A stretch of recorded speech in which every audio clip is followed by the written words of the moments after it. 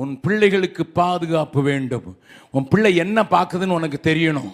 எனக்கும் வாலிப பிள்ளைங்க இருக்காங்க.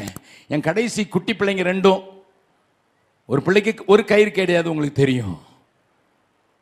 ஒரு பிள்ளை அவளை விட ஒரு 10 மாதம் பெரியவா.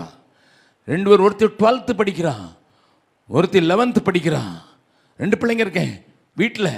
என் மற்ற பிள்ளைங்க கல்யாணம் கட்டி போயிட்டாலும் 2 பிள்ளைங்களுக்கு இந்த கொரோனா டைமில் ஆன்லைனில் படித்து தான் ஆகணுங்கிறதுனால அவங்களுக்கு ஒரு ஃபோன் வாங்கி கொடுக்க வேண்டிய அவசியம் இருந்தது. ஏன்னா என் ஃபோனை நான் தூக்கிட்டு போயிடுவேன்.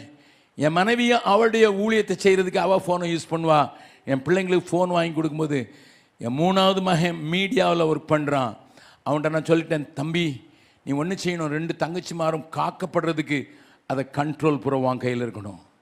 அவசியமான எதுவும் உள்ளே வரக்கூடாது, எந்த காரியம் உள்ளே வரக்கூடாதுன்னுட்டு ஒரு சின்ன காரியம்னா கூட என் மகன் அங்கே உடனே டக்குன்னு வெட்டி விட்டுருவான்.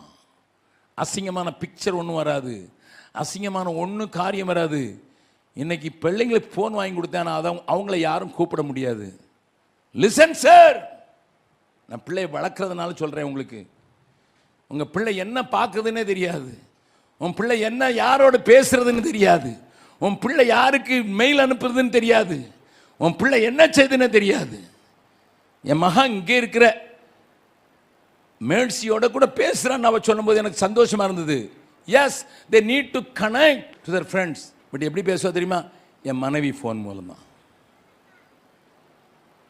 பிரதர் என்ன செய்யுது, எனக்கு இதெல்லாம் தெரியாது பிரதர். தெரியாதுன்னா பேசாமல் சொல்லு.